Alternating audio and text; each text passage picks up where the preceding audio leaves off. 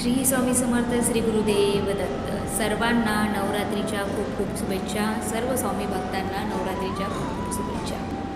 नवरात्री चालू झालेली आहे आणि नवरात्रीमध्ये आपण काही अशा गोष्टी करायच्या आहेत, काही गोष्टींचं असं पालन करायचं आहे जेणेकरून माता लक्ष्मी, माता भगवतीचा आशीर्वाद आपल्याला प्राप्त झाला पाहिजे किंवा तिची कृपादृष्टी आपल्यावर सदैव राहिली पाहिजे.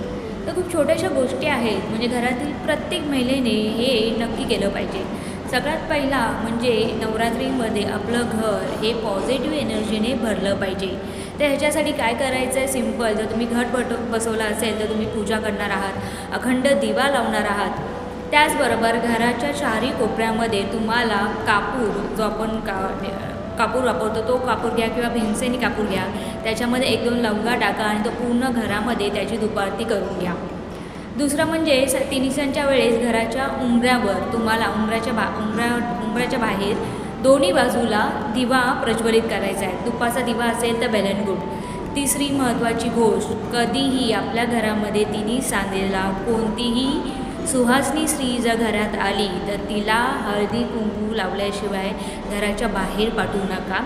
हळदी कुंकू लावा. जर तुम्हाला जमत असेल तर तुमच्याकडे ओटीचं सामान असेल, ओटी असेल तर 100% त्या सुहासनीची ओटी भरा. आणि ओटी नसेल तरी चालेल, एखादं फळ जर तुमच्याकडे असेल तर ते त्या सुहासनीला नक्की द्या. कारण की कोणाच्या रूपामध्ये माता लक्ष्मी आपल्या घरात येईल हे सांगता येत नाही. ही झाली सुहासनी. जर छोटी कुमारिका जरी तुमच्या घरामध्ये आली तर तिला हळदी कुंकू लावा, तिचे चरण स्पर्श करा आणि एखादं फळ, फ्रूट जे काही तुमच्याकडे असेल ते त्या मुलीला नक्की द्या. खूप छोट्या गोष्टी आहेत, पण ह्याच्याने माता लक्ष्मी प्रसन्न होते, घरातील वातावरणसुद्धा पॉझिटिव्ह राहतं आणि आपल्याला एक चांगलं कर्म केलेलं फळ आपल्याला नक्कीच भेटेल. आणि कमेंटमध्ये लिहायला विसरू नका. श्री स्वामी समर्थ.